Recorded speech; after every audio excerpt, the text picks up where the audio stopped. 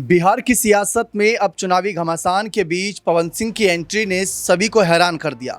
पवन सिंह जो साल 2024 का लोकसभा चुनाव लड़ते हैं, पहले खबर आती है कि बीजेपी उन्हें अपने सिंबल से उतारेगी, लेकिन बीजेपी जो टिकट देती है जिस सीट से, वह उन्हें पसंद नहीं थी। बीजेपी का ऑफर ठुकराते हुए निर्दलीय उतरते हैं।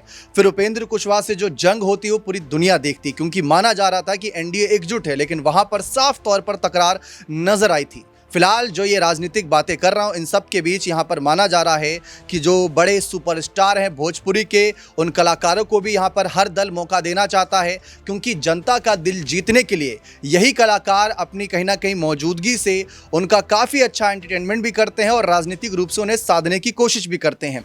भारतीय जनता पार्टी में देखें तो कंगना रनौत की बात कर लें, मनोज तिवारी की बात कर लें, रवि किशन की बात कर लें, ऐसे प्रमुख चेहरे हैं जो आज के समय सांसद हैं, यानी बीजेपी को 3 बड़ी सीटों पर बहुत बड़ी भूमिका निभा रहे हैं। इससे पहले स्मृति ईरानी भी थी जो टीवी जगत से थी।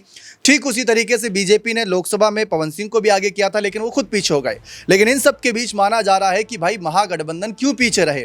महागठबंधन भी पावर स्टार के खिलाफ एक ऐसे चेहरे को उतार सकता है जो ना सिर्फ भोजपुरी में बल्कि बॉलीवुड और टीवी जगत में अपनी एक अलग पहचान बना चुका है। नाम है खेसारी लाल यादव। और ये अगर आते हैं अगर आरजेडी की तरफ से, तो उनका MY समीकरण भी काफी मजबूत होगा। जो MY समीकरण से कहीं ना कहीं पक्ष पार्टी भी थोड़ा घबराती है कि अगर एकजुट रहा तो यहां पर माहौल पलट सकता है। इसीलिए पवन सिंह के खिलाफ जो बिंदास इंसान है, मस्त मौला इंसान है, अपनी बातें रखते हैं, अपने कहीं ना कहीं गानों से, अपने कलाकारी से लोगों का दिल जीतते हैं, तो खेसारी भी कुछ कम पीछे नहीं है। हाल ही में जब खबर आई कि पवन सिंह ने बीजेपी नेताओं से, उपेंद्र कुशवाहा से मुलाकात करी, तेज प्रताप यादव चुप नहीं बैठे, तुरंत बोल पड़े कि पहले हमारे पैरों में थे, अब उनके पैरों में चले गए। अब वही बात आ रही है कि भाई पवन सिंह का मुकाबला करने के लिए आरजेडी किसको उतारेगी? किसी एक नेता को उतारती है तो सामने से एक कलाकार अपनी बयानबाजी करेगा, एक नेता अपनी बयानबाजी करेगा, और जाहिर सी बात है कलाकार दिल जीतता आया है, दिल जीत लेगा।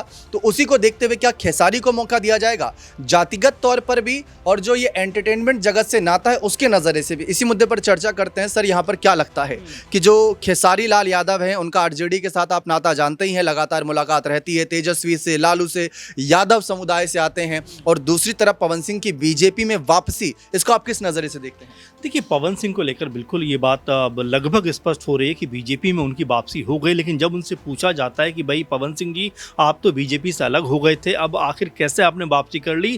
कहते हैं कि भाई मैं अलग कहाँ हुआ था। अब ज़रा सोचा जाए तो काराकाट की वो सीट जहाँ पर उपेंद्र कुशवाहा के खिलाफ चुनाव में उतर जाते हैं, और जिस तरह से वो कैंपेन करते हैं, जिस तरह से तमाम तरह से वहाँ पर बयानबाजी करते हैं, और ये लगभग स्पष्ट हो जाता है कि बीजेपी के साथ में उनका कोई ताल्लुक नहीं है। लेकिन अब समझ पा रहे हैं कि भाई अगर बिहार में पॉलिटिकल तौर पर आगे बढ़ना है तो बेहतर होगा बीजेपी में ही रहा जाए या बीजेपी के साथ चला जाए। इसलिए वो फिर से एक बार फिर वापसी करते हैं, उपेंद्र कुशवाहा के गले मिलते हुए नजर आते हैं। यानी कि लगभग आप ये स्पष्ट मान कर चलिए कि पवन सिंह बिहार चुनाव में उतरने को तैयार हैं। अब यहाँ से आरजेडी और जो महागठबंधन है, कौन सा बड़ा दाव यहाँ पर चलती हुई नजर आएगी, इसके ऊपर सबकी निगाहें लगी हुई हैं। तो ऐसे में खेसारी लाल यादव जो भोजपुरी जगत के बड़े स्टार भी हैं, बड़े गायक भी हैं, और लगभग पवन सिंह की टक्कर के कह सकते हैं कलाकार हैं, तो ऐसे में हो सकता है कि MY समीकरण के सहारे 15 साल तक बिहार की राजनीति में सत्ता काबिज करने वाली आरजेडी यहाँ पर हो सकता है खेसारी लाल यादव को पवन सिंह के मुकाबले उतारती हुई दिखाई पड़े।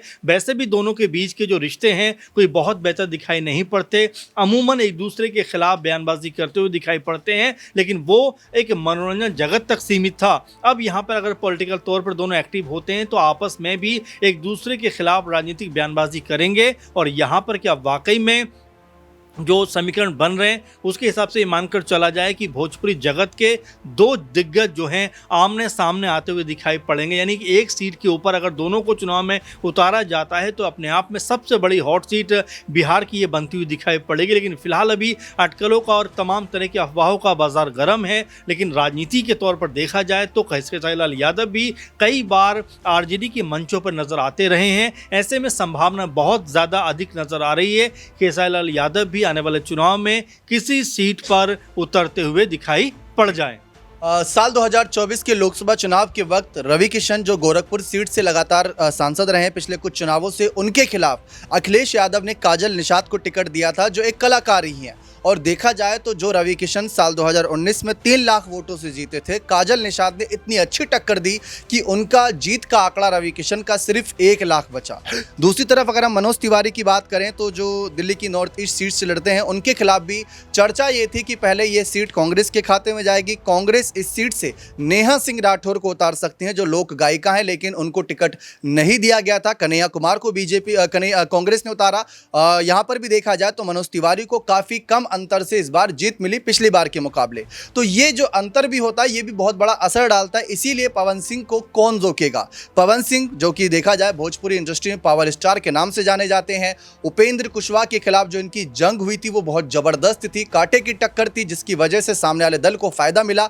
लेकिन अब बात यही आती है कि पवन सिंह जिस तरीके से माहौल बना रहे हैं, जो जातिगत समीकरण भी है उसको बीजेपी यहां पर साधेगी। अब जैसे कि पवन सिंह ने कहा कि मैंने बीजेपी से अलग कब हुआ था, तो यानी क्या बीजेपी के इशारों पे उपेंद्र कुशवाहा के खिलाफ चुनाव लड़े थे? समीकरण यही निकल कर सामने आते हैं क्योंकि उपेंद्र कुशवाहा ने भी ये बात कई बार कही है कि आप सब जानते हैं कि मुझे किस तरह चुनाव हराया गया, ये उपेंद्र कुशवाहा ने कहा है। तो आप समझ सकते हैं कि क्या पवन सिंह का इस्तेमाल यहाँ पर हुआ। अब जबकि पवन सिंह बीजेपी से अलग नजर आ रहे थे, कोई बयानबाजी नहीं थी, अचानक से बीजेपी मोह उनको होता है, वापस बीजेपी में आते हुए नजर आते हैं। जेपी नड्डा जो अध्यक्ष हैं बीजेपी के, उनसे मुलाकात करते हैं, उपेंद्र कुशवाहा से मुलाकात करते हैं। नहीं, राजनीतिक तौर पर देखा जाए तो लगभग बीजेपी के साथ ही वो आगे बढ़ना चाहते हैं। लेकिन महत्वपूर्ण बात यह है कि अब सीट कौन सी होगी, क्या आरा की सीट होगी या काराकाट की सीट होगी, किस सीट से वो चुनाव में जाएंगे, ये भी देखना दिलचस्प होने वाला है क्योंकि कई सीटें ऐसी हैं जहां पर बीजेपी का प्रभाव ज़्यादा नजर आता है। तो ऐसे में अगर किसी बीजेपी जो अपने अगर किसी नेता को हटाती है, पवन सिंह को टिकट देती है, तो पार्टी के अंदर भी कहीं ना कहीं एक विरोधाभास उत्पन्न होता हुआ दिखाई पड़ेगा। ऐसे में पवन सिंह के लिए वो कौन सी सीट होगी जहां पवन सिंह लड़ेंगे। और पवन सिंह का आपने इतिहास भी देखा है कि जब बीजेपी ने उनको टिकट ऑफर किया था बंगाल की सीट से, उन्होंने चुनाव लड़ने से मना कर दिया था। तो ऐसे में पवन सिंह को लेकर अभी बहुत सारी जो अटकलबाजियां हैं आने वाले दिनों में स्पष्ट होती दिखाई पड़ेंगी। पवन सिंह ये वही पवन सिंह है जो टिकट मिलने के बाद उसको वापस भी कर सकते हैं। तो ऐसे में बीजेपी अब इस बात का एहतियात जरूर रखेगी कि जो सीट उनको दी जा रही है वो उनको पसंद है भी या नहीं। वहीं खेसारी लाल यादव का आप देखें तो देखिए दोनों ही भोजपुरी जगत के बहुत बड़े नामी गिरामी कलाकार हैं।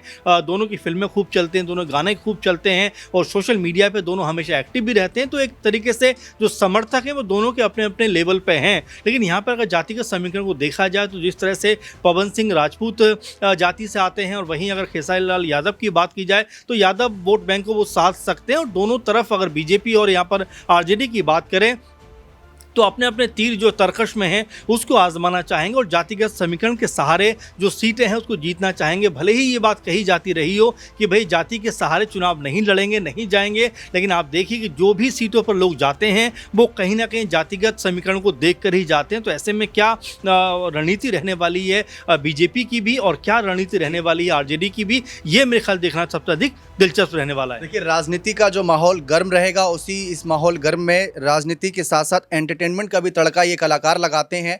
कई बीजेपी में यहाँ पर देखा जाए कलाकार हैं, जैसा मैंने शुरुआत में कहा, कंगना रनौत, मनोज तिवारी, रवि किशन और अरुण गोविल को भी आप जानते हैं जो राम जी का किरदार रामायण में निभाए थे, उनको भी बीजेपी ने मौका दिया था। कांग्रेस भी पूरी कोशिश करती है, हर पार्टी ये कहीं ना कहीं माहौल बनाती है। लेकिन इस बीच यहाँ पर खेसारी लाल यादव की तरफ से देखा जाए क्या वो इच्छुक हैं चुनाव लड़ने के लिए, ये सवाल भी आता है। तो उनके पुराने बयान पर अगर मैं नजर डालूं तो हाल फिलहाल में उन्होंने तेजस्वी से, लालू से मुलाकात करी थी और कहा था कि बस ऐसे ही आशीर्वाद लेने आ गया था, यूं ही यहाँ पर मुलाकात हो गई थी। लेकिन चुनावी साल में हर मुलाकात राजनीति की ओर कहीं ना कहीं सारा माहौल मोड़ देती है। और इस बीच ये भी उन्होंने कहा अभी तो मैं कलाकार हूं, आगे क्या होगा ये मुझे खुद नहीं पता। तो यानी उनकी रणनीति साफ है कि जो भी आगे से फैसला आएगा उस पर वो अमल करेंगे।